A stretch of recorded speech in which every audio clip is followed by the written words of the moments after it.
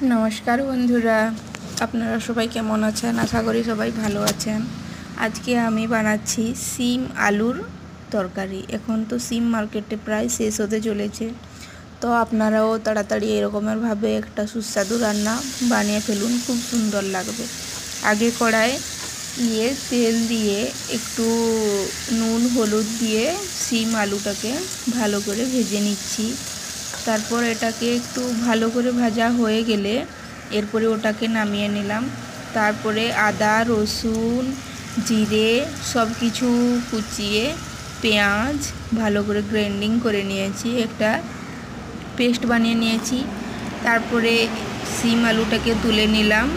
তারপরে কড়ার মধ্যে তেল যেটুকু ছিল, আমি আর বেশি তেল অ্যাড করিনি,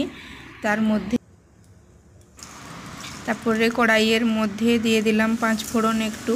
তারপরে দিয়ে দিলাম মশলা বাটাটাকে, ওটাকে একটু ভালো করে নেড়ে চেড়ে নিচ্ছি। তারপরে ওটা নেড়ে চেড়ে নেওয়ার পরে যখন একটু ভাজা ভাজা হয়ে আসছে, ওর মধ্যে দিয়ে দিলাম একটু জল দিয়ে আরও একটু ভালো করে ভেজে নিচ্ছি। কারণ মশলাটা ভালো না ভাজা হলে না তরকারির স্বাদটা একদম আসে না, তরকারি একদম খেতে ভালো লাগে না।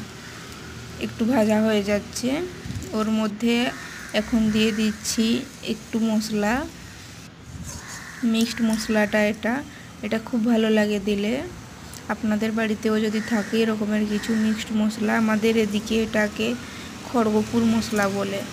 তার মধ্যে দিয়ে দিলাম টমেটো কুচি একটু বেশি করে দিয়ে দিচ্ছি, কারণ টমেটোটা একটু বেশি হলে ভালো লাগে খেতে। তারপরে ভালো করে ভেজে নিচ্ছি। যতক্ষণ টমেটোটা মেল্ট হবে ততক্ষণে আমার সিম আলুটাও ভালো করে কষা হয়ে যাবে। ওর মধ্যেই দিয়ে দিলাম সিম আলুটাকে, টমেটোটা একটু একটু করে মিশে যাচ্ছে ওর মধ্যে। তারপরে ওটা দুটোকেই ভালো করে ভেজে নিচ্ছি এবং ভাজতে ভাজতে একটু জল দিয়ে দিলাম যাতে ভালো করে কষানোটা হয়ে যায়। তারপরে দেখতে পাচ্ছেন কি সুন্দর কালার ছেড়েছে। আপনাদের যদি ভালো লাগে ভিডিওটা আপনারা শেয়ার করবেন, সাবস্ক্রাইব করবেন আমার চ্যানেলটিকে, আমার পাশে থাকবেন। যদি এরকমের ভিডিও দেখতে চান আমাকে কমেন্ট করে জানাবেন। তার উপরে একটু গরম মশলা দিয়ে দিলাম। গরম মশলা তো দিলে পরে খুবই ভালো লাগে খেতে। আপনাদের কেমন লাগে জানাবেন আমাকে।